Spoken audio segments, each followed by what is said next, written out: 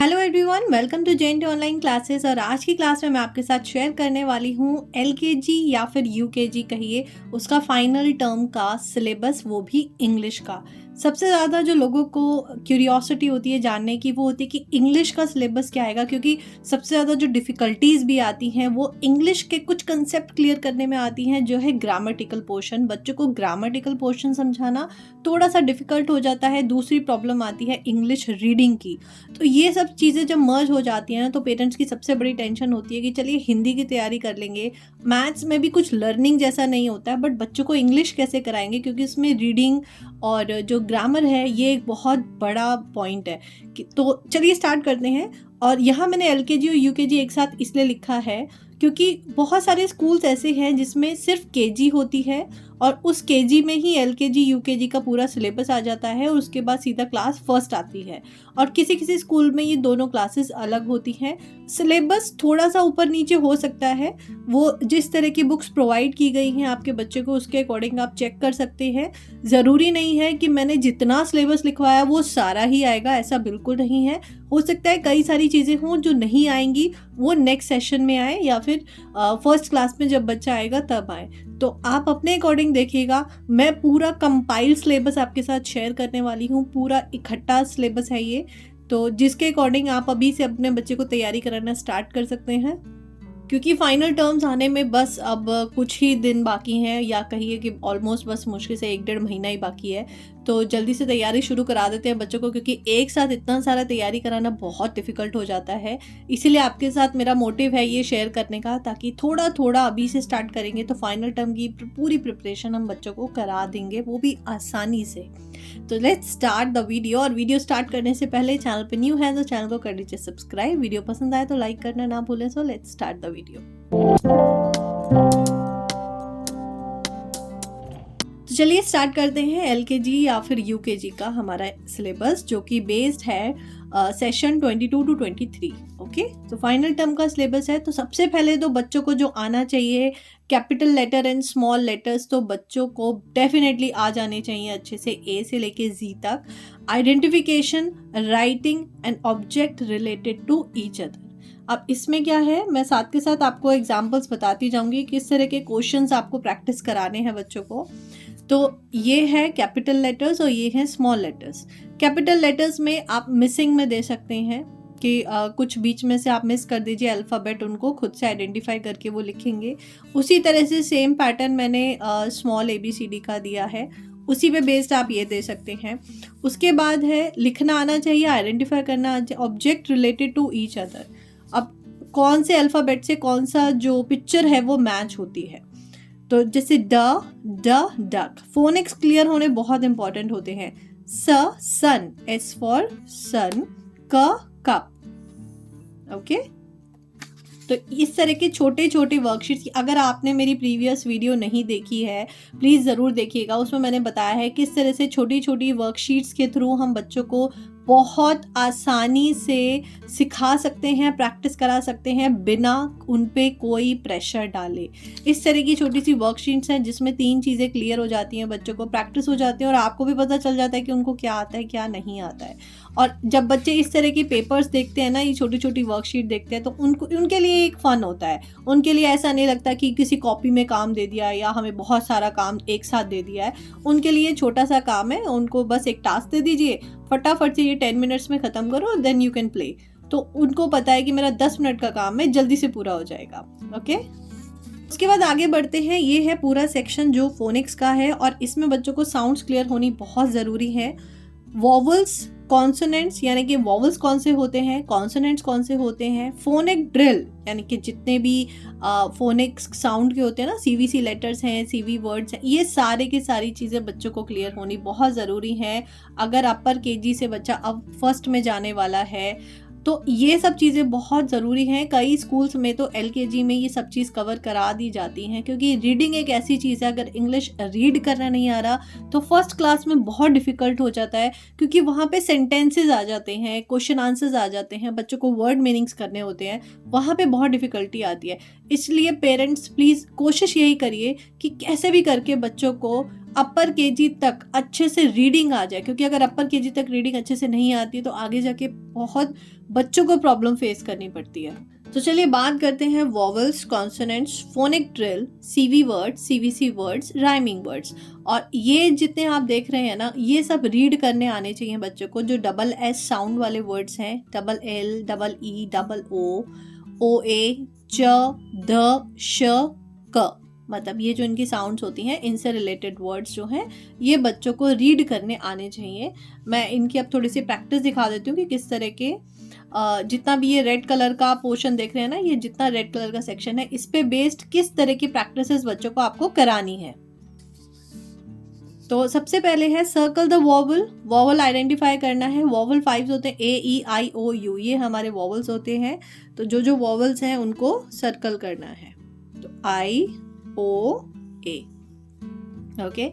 उसके बाद है सर्कल द कॉन्सोनेंट्स। कॉन्सोनेंट्स अब ए, ई, आई, ओ, यू को छोड़ के जितने भी लेटर्स होते हैं वो सब कॉन्सोनेंट्स होते हैं, जैसे D, G, K, M, okay.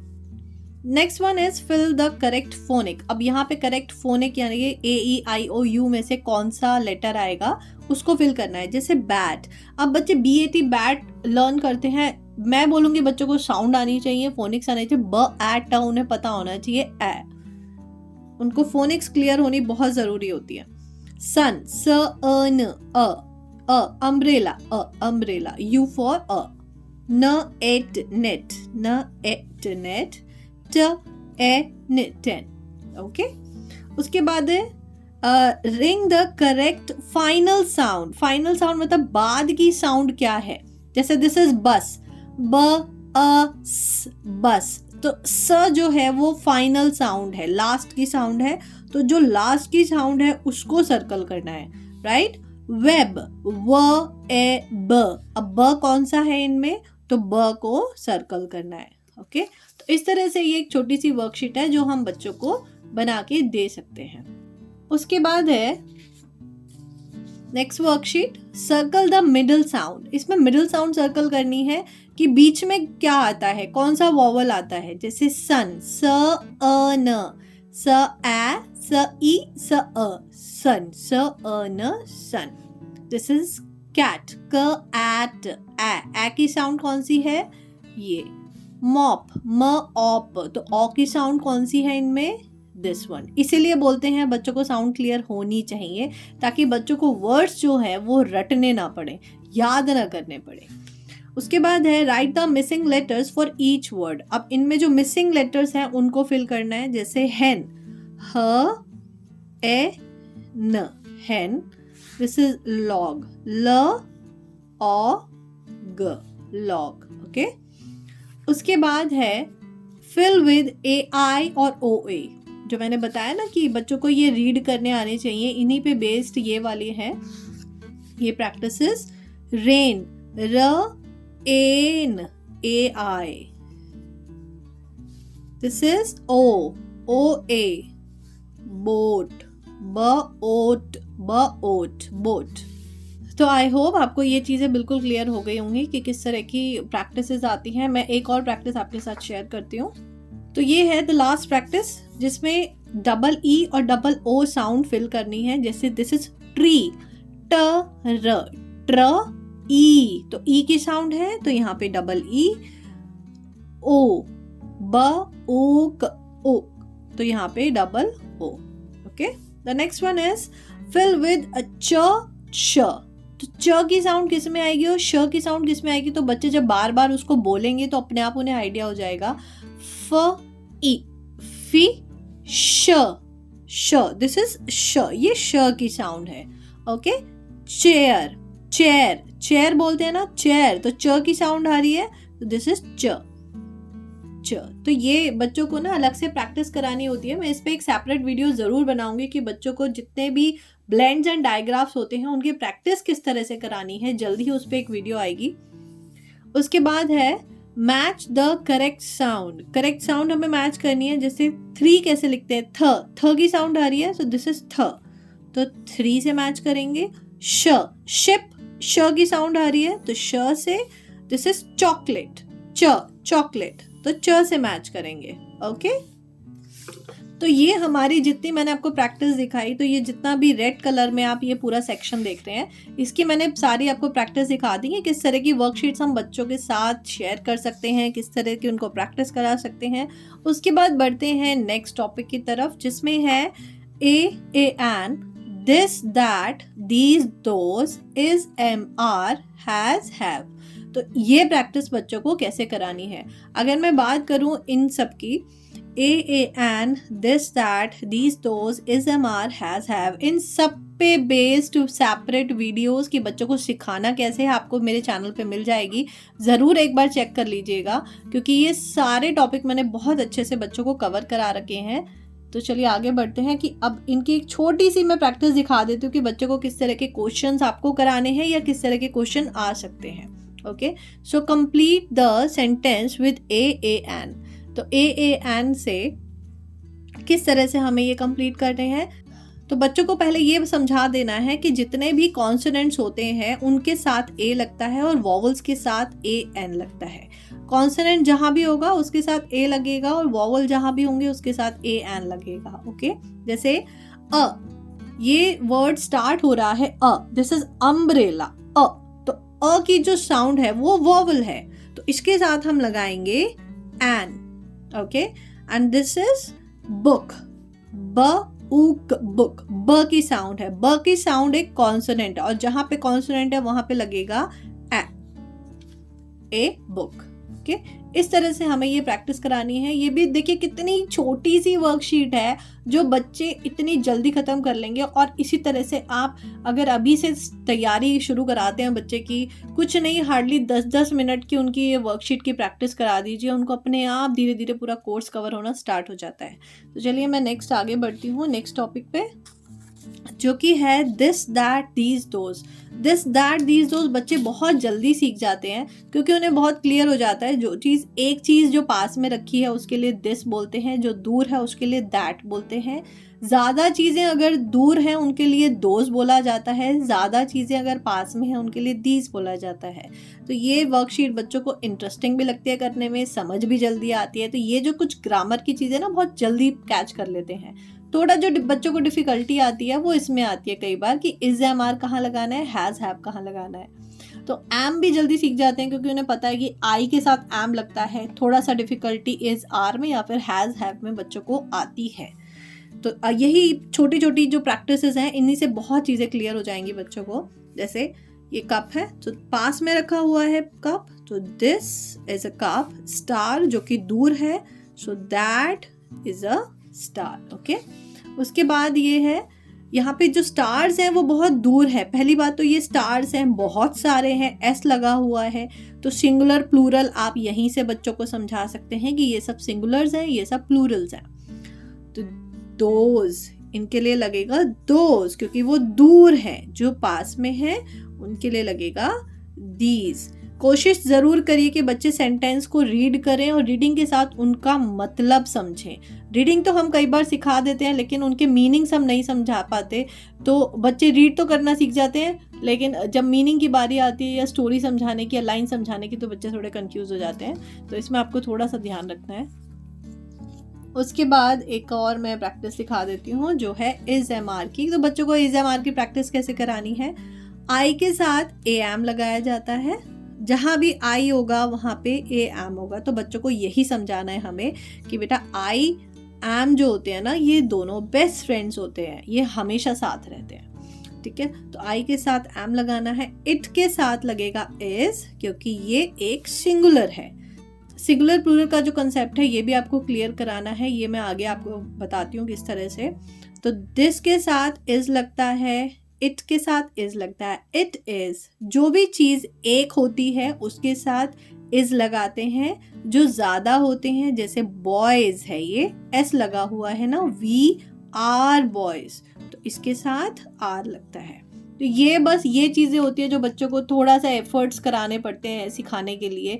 तो ये बच्चे अगर समझ जाएं तो कभी भी कम से कम सेकंड थर्ड तक उनको ग्रामर में प्रॉब्लम नहीं आती है, नहीं तो बच्चों को ग्रामर में बहुत प्रॉब्लम आती है। तो ये चीज़ क्लियर हो गई। उसके बाद मैं एक वर्कशीट आपको दिखा देती हूँ जो हैज़, हैव पे बेस्ड है। तो सेम यहाँ भी सिंगुलर प्लूरल का कंसेप्ट है। जो प्लूरल्स हैं उनके साथ में हैव लगता है, जो सिंगुलर हैं उनके साथ हैज़ लगता है। बॉय, एक लड़के की बात हो रही है तो यहाँ पे हम लगाएंगे हैज़। दे मतलब बहुत सारी की बात हो रही है, they have apples. The boys, अब बॉयज यहाँ पे एस लगा हुआ है तो यहाँ पे ज्यादा बॉयज है तो यहाँ पे हम लगाएंगे हैव। ओके, आई के साथ हमेशा हैव लगता है, आई के साथ हैज नहीं लगता है। She has. ओके, तो ये हैज हैव की इस तरह की छोटी छोटी वर्कशीट्स 5-5 सेंटेंस दीजिए बच्चों को करने के लिए, जिसमें उनको देर भी नहीं लगेगी करने में, रीडिंग भी सीखेंगे, हैज हैव भी सीखेंगे और कम टाइम में सीखेंगे। सबसे इंपॉर्टेंट बात होती है, जो हम बच्चों को 1-1, 1.5 घंटा लेके बैठते हैं ना, वो भी केजी के या यूकेजी के बच्चों को, तो वो बिल्कुल बोर हो जाते हैं। वो इतनी देर कभी बैठना पसंद नहीं करते, क्योंकि बच्चे जो है ना बहुत चंचल होते हैं, वो उनको एक जगह बिठाना ही बहुत बड़ा टास्क होता है।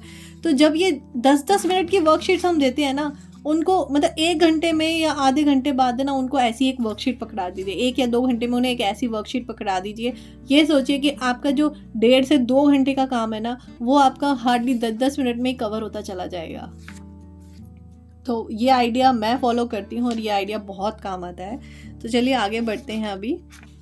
उसके बाद है सिंगुलर प्लूरल, यानी कि वन मैनी। जैसा कि मैंने बताया, सिंगुलर प्लूरल का कंसेप्ट बच्चों को क्लियर कराना है। ऑपोजिट वर्ड्स हैं, एक्शन वर्ड्स हैं, डिस्क्राइबिंग वर्ड्स हैं, साइट वर्ड्स हैं, प्रेपोजिशंस हैं। ये जितना मैंने लिखा हुआ है इतना ज़रूरी नहीं कि ये यूकेजी या एलकेजी में आएगा ही आएगा, वो डिपेंड करता है। आप बच्चों की बुक्स टैली कर लीजिएगा इस सिलेबस के अकॉर्डिंग।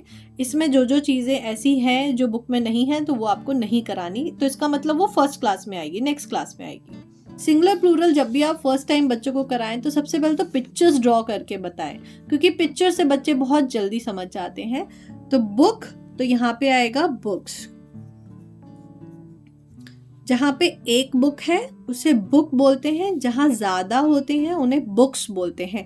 लास्ट में एस लग जाता है, तो ये जो लास्ट में एस लगाने वाली चीज है ना, ये बच्चों को बहुत जल्दी समझ में आती है। जो ES, IES वाले सिंगुलर प्लूरल्स होते हैं वो ज्यादातर फर्स्ट क्लास में आते हैं। अभी इनिशियली बच्चों को सिर्फ एस वाले सिखाए जाते हैं जिनमें एस लगाना होता है। तो अगर आप इस पिक्चर्स के थ्रू बच्चों को सिखाएंगे, डेफिनेटली वो एंजॉय भी करेंगे, जल्दी भी सीखेंगे, कम टाइम में आपको पूरी वर्कशीट करके दे देंगे।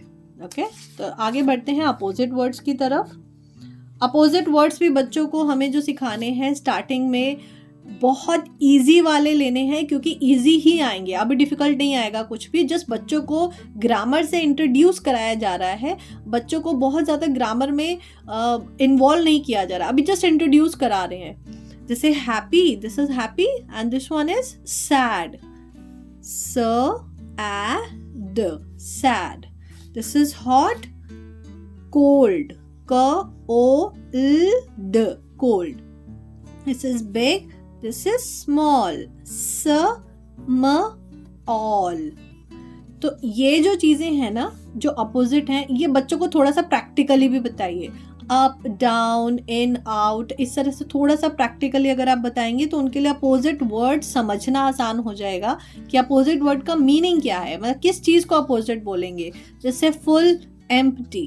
तो ठीक है, इस तरह से हमें कराना है और पिक्चर्स के थ्रू ही कराना है स्टार्टिंग में। उसके बाद है describing word and action words. अब describing word and action words की हम वर्कशीट्स ले लेते हैं, तो ये भी मैं साथ के साथ आपको बता देती हूँ किस तरह के क्वेश्चंस बच्चों को आते हैं। सबसे पहले एक्शन वर्ड्स। एक्शन वर्ड्स मतलब जिन वर्ड से हमें ये पता चलता है that something is going on, कुछ काम हो रहा है। से द बॉय इज रीडिंग, बच्चा पढ़ रहा है। बच्चों को ये एक्शन वर्ड ना सिर्फ सर्कल करने आएंगे, ऐसा कोई फिल करने नहीं आते हैं, सिर्फ सर्कल उनको थोड़ा रीड करके उन्हें बताना पड़ता है।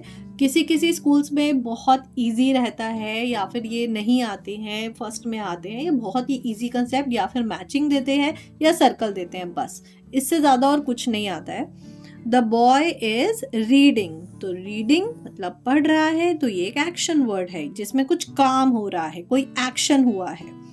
द गर्ल इज ईटिंग, तो ईटिंग पे हम सर्कल करेंगे। Okay, the next one is describing word जो इस चीज़ को डिस्क्राइब करना है कि ये ठंडा है या गर्म है, हॉट है या कोल्ड है। तो अगर कोल्ड है तो इस पे टिक करना है। तो इसी तरह से डिस्क्राइबिंग वर्ड्स आते हैं, जिस टिक करना होता है बच्चों को या फिल करना होता है बस। सन जो है वो कौन से कलर का होता है, येलो होता है या ब्लू होता है, तो येलो होता है। ये कैसा दिख रहा है, ये हैप्पी है या सैड है, तो दिस इज सैड। उसके बाद है प्रेपोजिशंस। प्रेपोजिशंस भी बच्चों को कोशिश करिए थोड़ा प्रैक्टिकली समझाइए कि जो चीज़ ऊपर रखी होती है उसको क्या बोलते हैं, जो साइड में रखी होती है उसको क्या बोलते हैं। तो जैसे इसमें है, जो बॉल है वो टेबल के ऊपर रखी है, जो चीज़ ऊपर रखी होती है उसे बोलते हैं on. On, ball is on the table. अब ये जो बॉल है ये बॉक्स के अंदर रखी है, तो ball is in the box. जो कैट है वो ट्री के पीछे खड़ी है, तो कैट इज बिहाइंड। बिहाइंड मतलब पीछे, बिहाइंड। ओके, तो द कप है वो टेबल के नीचे रखा हुआ है, cup is under the table. Okay, next करते हैं। नेक्स्ट में है use of I, my, we, our, you, your. Use of they, there, ये मोस्टली क्लास फर्स्ट में आता है, मैंने यहाँ पे थोड़ा मेंशन कर दिया है, किसी स्कूल्स में आ भी सकता है। Use of he, she, it and use of yes, no. तो ये किस तरह से कराए जाते हैं इसके ऊपर मैं आपके साथ वर्कशीट शेयर करती हूँ। जैसे पहले हमने बच्चों को इज एम आर में सिखाया है कि आई कहाँ लगाना होता है, एम के साथ। तो यहाँ पे एम लिखा है तो यहाँ लगेगा I am a doctor. This is, यहाँ पे क्या आएगा, माई क्लिनिक, या माई भी आ सकता है, योर भी आ सकता है। उसके बाद है, अब आर लगा हुआ है तो आई के साथ आर नहीं लगता, माई के साथ आर नहीं लगता, यू के साथ आर लगता है। तो you are very beautiful, I am your friend. तो ऐसा आप देख ही सकते हैं कि बच्चों को रीडिंग आनी कितनी ज़रूरी है, और रीडिंग के साथ इंपॉर्टेंट है कि बच्चों को जो रीड कर रहे हैं उसका मीनिंग आना बहुत इंपॉर्टेंट है। ये दो चीज़ें अगर बच्चों को स्टार्टिंग से समझ में आ जाती है ना, तो उनके लिए चाहे ग्रामर हो, चाहे इंग्लिश की उनकी लिटरेचर हो, ये चीज़ें बहुत आसान हो जाती हैं। लर्न करना, रीड करना, समझना, इतनी मेहनत बिल्कुल नहीं करनी पड़ती है। तो बस स्टार्टिंग की मेहनत होती है। अपर केजी तक अगर आप थोड़ा सा एफर्ट कर लेते हैं, उनको थोड़ा सा ये ग्रामेटिकल पोर्शन और रीडिंग का मतलब ये सब समझाने में, तो आई एम श्योर कि बच्चे आगे जाके कभी परेशान नहीं होते। ठीक है, तो चलिए नेक्स्ट करते हैं ही, शी, इट की प्रैक्टिस। उसकी वर्कशीट किस तरह की है। ही कहाँ आएगा, ही लगता है फॉर अ बॉय, शी लगता है for a girl, and it लगता है फॉर एनी एनिमल और एनी थिंग्स के लिए लगता है। जैसे बॉय है ना, तो यहाँ पे लगाएंगे ही, तो ही इज अ बॉय। यहाँ पे गर्ल लिखा है, शी इज अ गर्ल। कई बार पिक्चर्स बनी होती हैं साथ में, और पिक्चर्स में बच्चों को पूछा जाता है कि यहाँ पे ही लगेगा या शी लगेगा। तो बच्चों को बस ये आपको क्लियर कराना होता है, ही किसके लिए यूज करते हैं, शी किसके लिए यूज करते हैं, और इट किसके लिए यूज करते हैं। ओके, उसके बाद नेक्स्ट है यस और नो। यस और नो किस तरह से बच्चों को यूज करना आना चाहिए। तो बच्चों से क्वेश्चन पूछा जाता है, इज दिस एन एप्पल, क्या ये एक एप्पल है। तो बच्चे क्या बोलेंगे, यस और no. This yes. Is this a mango, क्या ये मैंगो है, नो। तो यहाँ पे ये भी कंसेप्ट क्लियर। ओके, उसके बाद है लास्ट में कन्वर्सेशन। बच्चों को कन्वर्सेशन आनी चाहिए। कन्वर्सेशन में उनका खुद का एक इंट्रोडक्शन होना ज़रूरी होता है। जैसे व्हाट इज़ योर नेम, तो माई नेम इज़, आगे वो अपना नाम लिखेंगे। How old are you, I am, तो जितने साल का है वो लिखेगा। In which class do you study, I study in class KG और UKG LKG। तो ये होती है कन्वर्सेशन की। तो आई होप मैंने जितना मैक्सिमम सिलेबस था आपके साथ डिस्कस कर लिया होगा, कुछ रह नहीं गया आई थिंक। और इसमें से अगर कुछ भी ऐसा है जो एक्सेस लग रहा है कि नहीं ये सब नहीं आ रहा, तो वो बच्चों को बिल्कुल मत कराइए। जितना सिलेबस में है अभी उसी के अकॉर्डिंग चलेंगे। एक्स्ट्रा प्रेशर बिल्कुल बच्चों पे नहीं डालना है। आई होप ये वर्कशीट्स आपके लिए बेनिफिशियल रहेंगी। इनसे जो आइडियाज़ आपको मिले होंगे, आज की वीडियो से जो आपको आइडियाज़ मिले होंगे, आई होप आपको बेनिफिशियल रहेंगे। वीडियो अच्छी लगी हो तो प्लीज़ वीडियो को लाइक ज़रूर कीजिएगा। चैनल पे न्यू है तो चैनल को कर लीजिएगा सब्सक्राइब। मिलती हूँ मैं आपसे नेक्स्ट वीडियो में। Till then good bye.